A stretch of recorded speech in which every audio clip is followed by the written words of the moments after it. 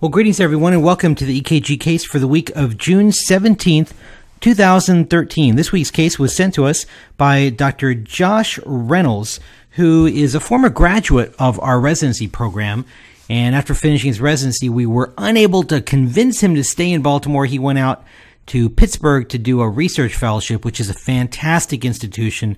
He's done a lot of research even before residency in emergency cardiology and invasive cardiology. And anyway, he's done some really great work out there and just recently moved up to Michigan. And I'm mentioning all this because I know you are going to be seeing his name in a lot of great articles and textbook chapters and talks.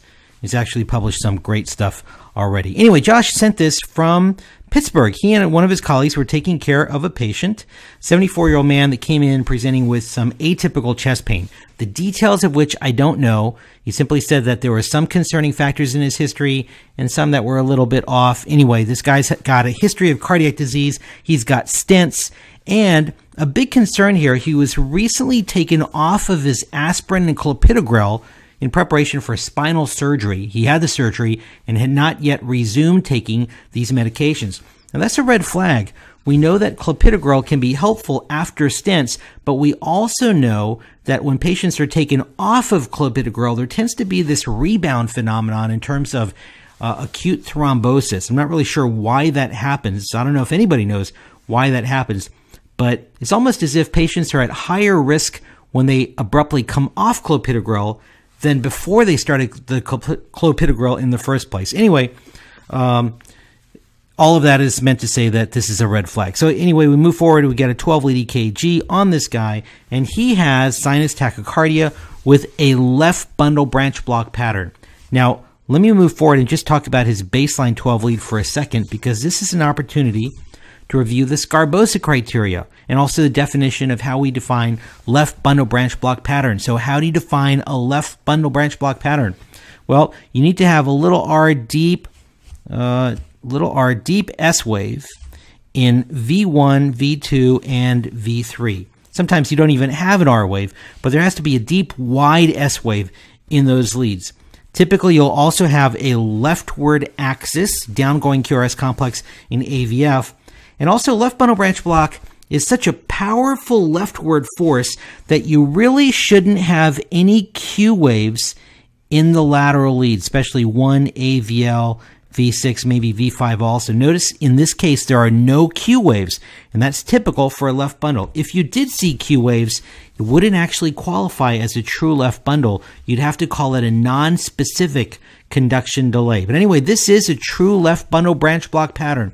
And the other important thing to keep in mind is the Scarbosa criteria. So back in 1996, a really smart cardiologist by the name of Elena Scarbosa published a few criteria saying that you can sometimes diagnose MI in the presence of a left bundle branch block pattern, which supposedly at the time was going to kill the dogma that everybody was teaching and learning, that you can't diagnose MI in the presence of a left bundle. I say supposedly because there's a lot of people who still live by that dogma and think that a left bundle branch block pattern means you can't interpret ischemia. And while there's a lot of good research, validated research, that says that those people are wrong and need to pick up a journal and read, for gosh sakes. But anyway, I'll get off my soapbox here. So there's a rule of appropriate discordance that Dr. Scarbosa brought to our attention. The rule of appropriate discordance simply means that when a person's got a left bundle branch block pattern, there is a discordance between the QRS complex and the J point. So in all of the leads that I'm circling, when the QRS primarily goes upwards, the J point's a little bit below the baseline. QRS goes upwards and the J point is a little bit below the baseline. In all of the leads where the QRS goes downwards, the J point should be a little bit above the baseline. Or isoelectric, like in these two leads, that's okay. But the key point here is that you should never have a QRS that goes up and the J point is above the baseline.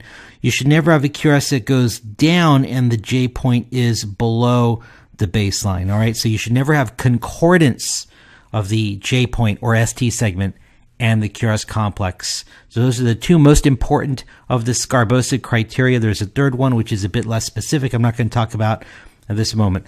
Let's go back a second to the 12-lead EKG that Josh and his colleague got. And what you see here is a typical left bundle branch block pattern. There's sinus tachycardia. And you'll notice that, well, everywhere the QRS goes up, the J point's a little bit below the baseline. Everywhere the QRS goes down, the J point's a little bit above the baseline. But there's some funky stuff, funky to use the technical term, going on in the lateral leads. All right, what exactly is going on out there? Well, what you see is, well, take a look at those T waves. First of all, it's almost like tombstone type of T waves. And whenever you see tombstones, you never want to end up in that, having your patient under a tombstone. RIP is rest in peace for those international folks out there. You don't want to, tombstones should scare you. That's the bottom line. The other thing that you see out here, you don't technically see Scarbosa criteria because where the QRS is going up, there's really no ST elevation. There's maybe a tiny bit right there, but it's really only in that one beat, so we can't really call it. But you know what? I don't know if I'm making too much of this, but it kind of looks to me like you're seeing a bit of a checkmark sign. You know, is that checkmark coming back to haunt us once again?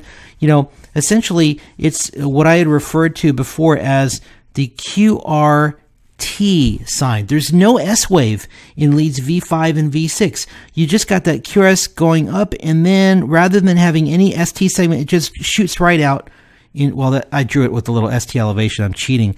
But it comes right down, and then without any ST segment, without any warning, boom, right out into the T wave. And again, like I said last time, if you put your ear close to the microphone, the speaker, you might actually hear the QRS come down, and you'll actually hear the boom as it shoots out into the T wave. Listen carefully, and you'll hear that boom. So that's that QRT sign, or what I refer to as the checkmark sign.